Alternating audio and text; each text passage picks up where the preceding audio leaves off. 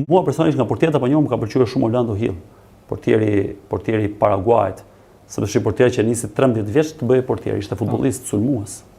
Kthy 13 vjeç portier, pati një fatkeqësi me fëmijën e tij të parë dhe u desh që të shiste të gjithë ku nuk kishte para, të shiste të gjithë bazën e tij materiale për të ndihmuar fëmijën që falë Zotit e ka mirë tani. Dhe shkoi tek San Lorenzo duke mos luajtur informacion, pastaj filloi të kapte informacion para, është një portier që ka gërvishtur për të ardhur aty dhe bërë një botror për mua ideal. Plum, portieri Curaçaos, ishte portieri në kategorinë e dytë të Shtetet Bashkuara të Amerikës me Miami FC, pra i Panjohur.